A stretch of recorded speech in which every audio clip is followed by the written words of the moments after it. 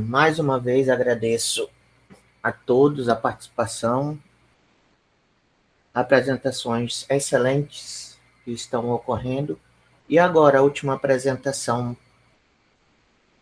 do nosso ST vai vir comigo, apresentador Moisés Dias de Araújo, com o título A Formação das Associações Operárias durante o período da Grande Guerra. Essa apresentação em si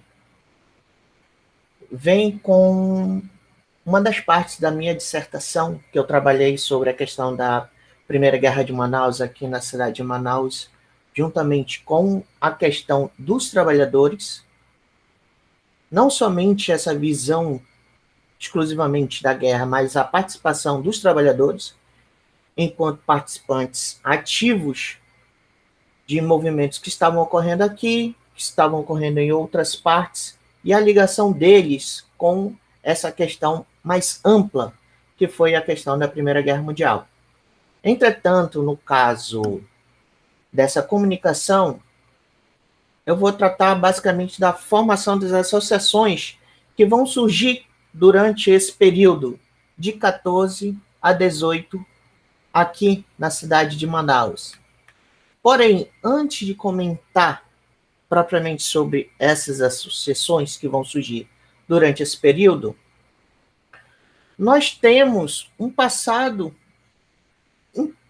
recente em referência a elas, pois elas não surgiram do nada, elas vieram de diversas lutas, diversas outras formações que existiram antes dela. No caso, antes mesmo da criação da Federação Operária do Amazonas,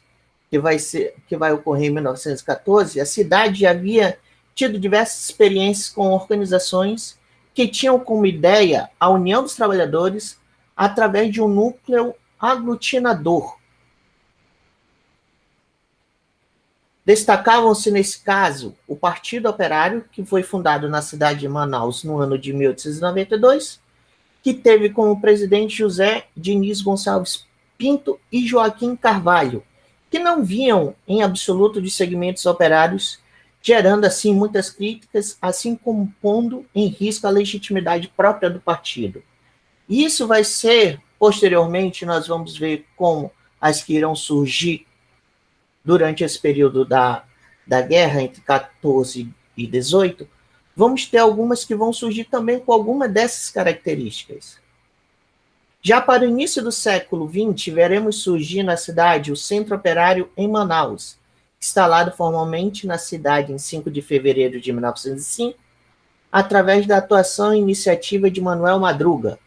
Alfredo de Vasconcelos Lins e Hilário Martins. Tanto Madruga quanto Lins vinham de experiências sindicais em seus estados de origem e mantinham contato com lideranças e organizações operárias do Nordeste. Já percebemos também uma outra característica, é que muitos dos trabalhadores que aqui se instalavam e que aqui trabalhavam não eram somente locais, mas de outras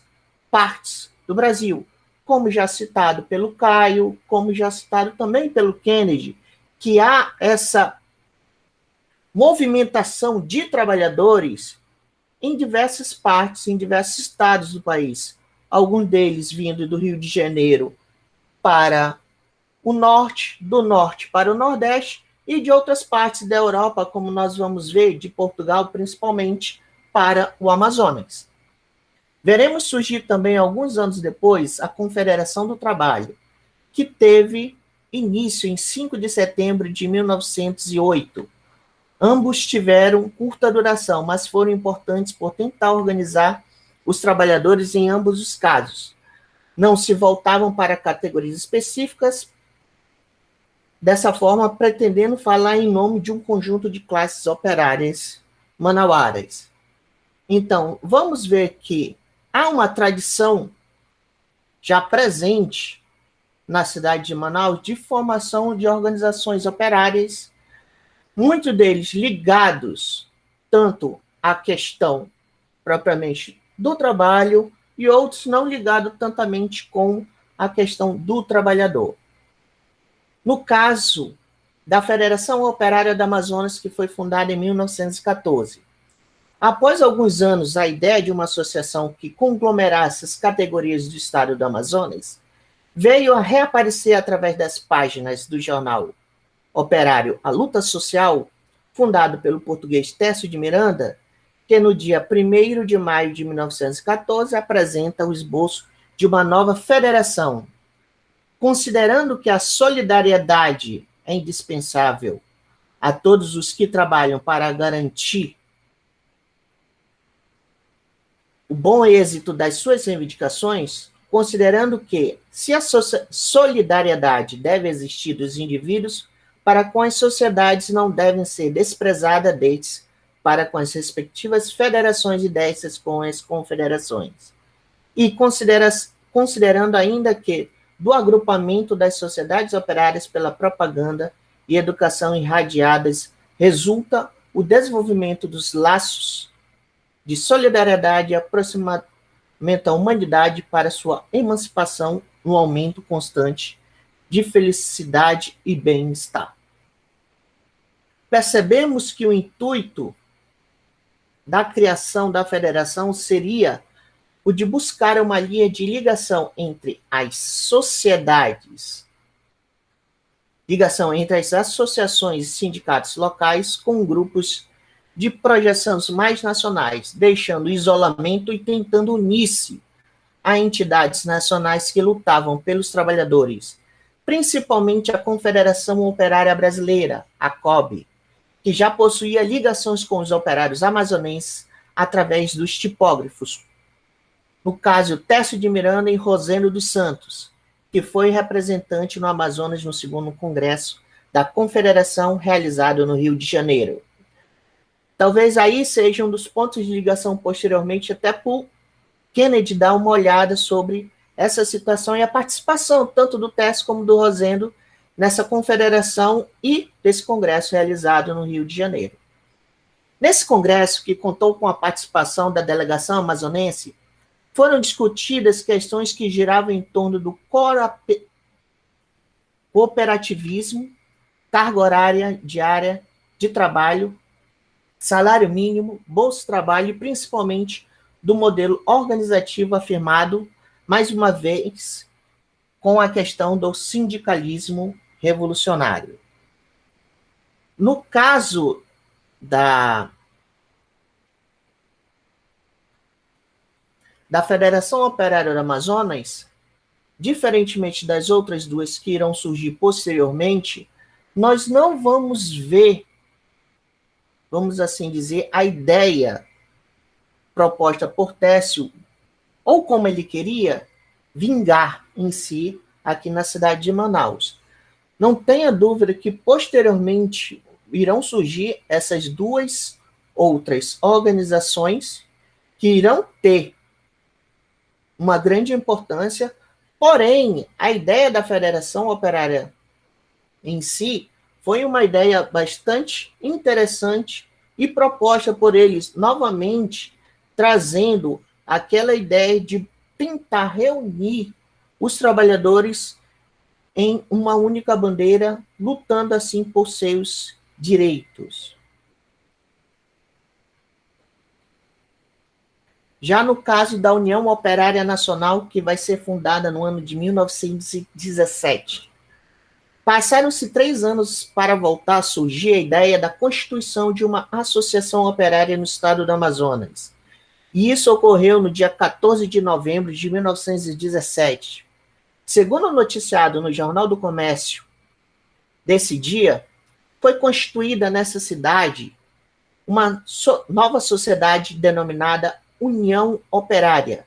sendo eleita a seguinte diretoria: presidente Marçal Martins, vice-presidente Anacleto Reis, primeiro secretário Levi Santiago, segundo secretário Santos Filho, orador Jorge Benedito Ferreira. Além do que, para a elaboração dos estatutos, foram designados os senhores Guilherme de Oliveira, Joaquim Santiago, Anacleto Reis, Santos Filho. A sociedade funciona no prédio de número 72, na rua 10 de julho. Já na edição do dia 12 de maio de 1918, saiu uma pequena nota convocando todos os sócios com o intuito de discutir o seu estatuto em sua sede, que naquele momento ficava localizado na rua Luiz Antoni, número 221. Durante essa sessão foram discutidos e aprovados os seus estatutos, além de um projeto de bandeira, que deveria ser adotada pela referida associação. Desta forma, no dia 16 de julho de 1918, foi instalado oficialmente, agora com o estatuto constituído, uma bandeira e uma nova sede, a União Operária Nacional. A sessão foi aberta pelo representante do governo, Hamilton Mourão, seguindo pelo presidente da União Operária, Joaquim Ferreira. Percebe-se aqui que há uma diferença entre já a primeira, que foi formada e pensada pelo Técio, e agora com a questão da União Operária, que em si ela não vem unicamente com os trabalhadores, mas também outros membros da sociedade manauara, e tendo um pouco também de participação bastante política de alguns membros influentes também da sociedade manauara. No caso, a União Operária nasce como uma concepção ligada ao socialismo reformista, já diferente do que foi a federação, que tinha o sindicalismo revolucionário, porém apresentando uma gama de variedades ideológicas, utilizadas conforme a necessidade que lhe condiz. A União tem permanecido ativa até meados de 1928, mudando sua nomenclatura para União Operária Amazonense. Sua atuação era constantemente questionada pelo jornal Operário Extremo Norte, que era um refratário à ação direta e ao conflito de classes, condenando o recurso à greve e pregando a negociação entre operários e patrões.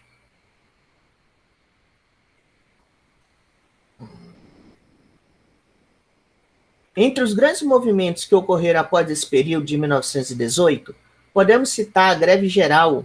que ocorreu na cidade de Manaus no ano de 1919, contando com a participação de alguns membros da União Operária Amazonense, que foram Sleban Luz, Anacleto Reis e Cursino Gama. Outra tentativa de greve veio surgir em abril de 1921, que voltou a animar algumas lideranças da categoria operária, mas a proposta não teve a adesão esperada, em que espera ser sido acolhida por associações importantes, como a União Operária e o Centro. A União retorna ao cenário dos movimentos nos idos de 1923. A primeira reaparição foi com a participação como mediadora e apoiadora do movimento grevista iniciado pelos operários da Amazon Engineering, entre os dias 15 e 20 de junho de 1923, no qual consegue ter atendido suas reivindicações de jornada de 8 horas de trabalho, sem a diminuição de seus salários. Desta forma, vemos uma intensa participação da União, que durante o período da década de 1920 teve modificações em sua nomenclatura, apesar de passar por outras mudanças.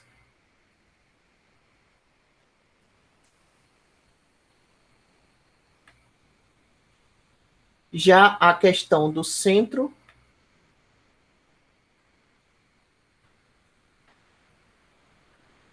assim como a União, o Centro Operário do Amazonas teve participação na greve de 1919, ocorrida na cidade de Manaus. No caso, a greve aparece como sendo uma forma de pressão pela aprovação do projeto de lei que tramitava na Câmara Federal em vez de ser votado em plenário. Dessa forma, a atitude demonstra que o processo de conscientização dos trabalhadores de Manaus ia caminhando no sentido da formulação de interesses próprios, passando pela percepção mais clara da dominação de classes. O movimento teve início em 13 de maio de 1919 e durou até o dia 17 do mesmo mês, Para conseguir dar unidade ao movimento grevista, as categorias que estavam participando no movimento ficaram subordinadas ao Comitê de Operários Amazonenses, que tinha como presidente o gráfico Nicodemos Pacheco. Até aquele momento, o COA estava vinculado ao Centro Operário Amazonense, cabendo desta forma a liderança do movimento e um membro de centro, juntamente com membros da União Operária Nacional e, como já mencionamos, com outras instituições também presentes. No caso, a ideia da construção de um comitê seria a de auxiliar as categorias que ainda não possuíam sindicatos e ajudar a consolidar aquelas que já mantinham esse tipo de associação, como os estivadores. Entretanto, essa ideia de se montar um comitê para falar em favor dos trabalhadores não era característica exclusiva de Manaus, pois presenciamos criações de ligas que tinham essa função, como a Liga de Defesa Popular do Rio Grande do Sul, na greve de 1917, assim como o Comitê de Defesa Proletária em São Paulo no ano também de 1917. Presenciamos, assim, a herança de luta e resistência entre os trabalhadores de todas as categorias, não apenas daquelas que estariam ligadas ao centro, à União ou aos estivadores, mas uma tradição mais antiga que as ideologias presentes. Então, dessa forma, vemos que a tradição existente da formação de organizações operárias, principalmente tentando aglutinar diversas categorias, não foi uma característica apenas que surgiu de uma hora para outra, mas aqui no Amazonas nós já tínhamos uma tradição bastante forte e que se tornou ainda mais forte durante o período da Primeira Guerra Mundial, onde praticamente a população amazonense sofreu bastante, porém ganhando força com a criação de federações, assim como de uniões e organizações trabalhadoras, e que deu um prosseguimento bastante forte para, posteriormente, as próximas décadas. Assim eu termino a minha fala.